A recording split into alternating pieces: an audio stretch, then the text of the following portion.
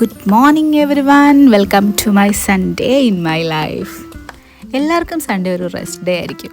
പക്ഷേ എനിക്ക് ഏറ്റവും പ്രൊഡക്റ്റീവായിട്ടുള്ള ഡേ എന്ന് പറഞ്ഞാൽ അത് സൺഡേ ആണ്. 9:30 എൻ്റെ ഡാൻസ് ക്ലാസ് തുടങ്ങുന്നത്. പക്ഷേ ഞാൻ 8 മണിക്ക് ബെഡിൽ നിന്ന് എഴുന്നേക്കുള്ളൂ. പിന്നെ ബ്രഷ് ചെയ്ത് കുളിച്ച് റെഡിയായി സാരിയൊക്കെ കൊടുത്ത് മേക്കപ്പ് ഒക്കെ ഇട്ട് ഹെയർ എല്ലാം സെറ്റ് ചെയ്ത് കഴിഞ്ഞ് പുറത്തിറങ്ങുമ്പോഴത്തേക്കും എൻ്റെ ഒഫീഷ്യൽ ഡ്രൈവർ പുറത്തുണ്ടായിരിക്കും.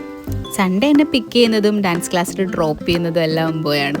എന്തോ ഞാൻ ലേറ്റായാലും പുള്ളി ലേറ്റ് ആവാറില്ല.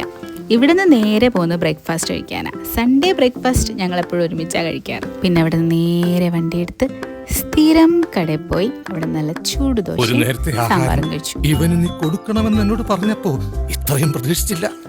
അപ്പോൾ ഇതാണ് എൻ്റെ ഡാൻസ് ക്ലാസ്. ആസ് യൂഷ്വൽ ഞാൻ ലാലാബാടി എത്തിയപ്പോഴത്തേക്കും ഏകദേശം ഒരു 15 മിനിറ്റ് ഞാൻ ലേറ്റ് ആയിട്ടുണ്ടായിരുന്നു. മെയിൽ പ്രോഗ്രാം ഉണ്ടായിരുന്നതുകൊണ്ട് പ്രാക്ടീസ് സെക്ഷനായിരുന്നു ഏറ്റവും കൂടുതൽ ഉണ്ടായിരുന്നത്. 9:30 മുതൽ 1 o'clock വരെ മിസ് കണ്ടിന്യൂസ് ആയിട്ട് ക്ലാസ് എടുത്തു. പിന്നെ ഒരു ബ്രേക്ക് കിട്ടിയത് 1 മണിക്കാണ്.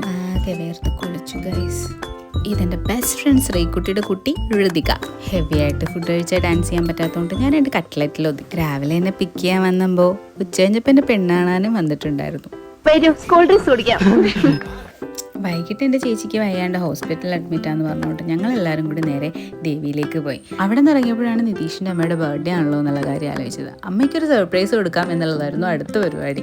ആകെ അപ്പം ഇവർ രണ്ടുപേരും കൂടി കൈ കിട്ടിയതെല്ലാം പെറുക്കിയെടുക്കുന്നുണ്ടായിരുന്നു. വൈകിട്ട് എത്തുമ്പോൾ ഷോപ്പെല്ലാം അടച്ചാലോ എന്ന് വിചാരിച്ച് ഞങ്ങൾ ഉദയംപേരൂരിൽ നിന്ന് തന്നെ കേക്ക് വാങ്ങിയിട്ടുണ്ടായിരുന്നു. പിന്നെ അത് മെൽറ്റാവുന്നതിന് മുമ്പ് എങ്ങനെ വീട്ടിലെത്താം എന്നുള്ളതായിരുന്നു അടുത്ത ലക്ഷ്യം. നേരെ നിതീഷിൻ്റെ വീട്ടിൽ പോയി അമ്മേനെ വിളിച്ച് എഴുന്നേൽപ്പിച്ച് കേക്ക് കൊടുത്ത് ശരിക്കും സർപ്രൈസ് ചെയ്തു. അതിനുശേഷം പിന്നെ കേക്ക് മുറിക്കൽ കലാപരിപാടിയായിരുന്നു. പുള്ളിക്കാരത്ത് കുറച്ച് ഷൈ ആയതുകൊണ്ട് കേക്ക് മുറിക്കില്ല എന്നൊക്കെ ആദ്യം പറഞ്ഞെങ്കിലും പിന്നെ അവൻ വലിച്ചോണ്ട് വന്ന് നിർത്തി. ലാസ്റ്റ് കേക്ക് മുറിപ്പിക്കുകയായിരുന്നു ഉണ്ടായത്. കേക്ക് മുറിക്കലും പിന്നെ അങ്ങോട്ടും ഇങ്ങോട്ടും കേക്ക് ഷെയർ ചെയ്യലും ഒക്കെ ആയിട്ട് അത് ശരിക്കും ഒരു ഹാപ്പി മൊമെൻ്റ് തന്നെയായിരുന്നു. അമ്മാമ്മയുടെ ബർത്ത്ഡേ ആഘോഷിക്കുന്നത് വീഡിയോ കോളിലൂടെ പൊന്നു കണ്ടുകൊണ്ടിരിക്കുന്നതാണ് ആ ബാക്കിൽ കണ്ടത്.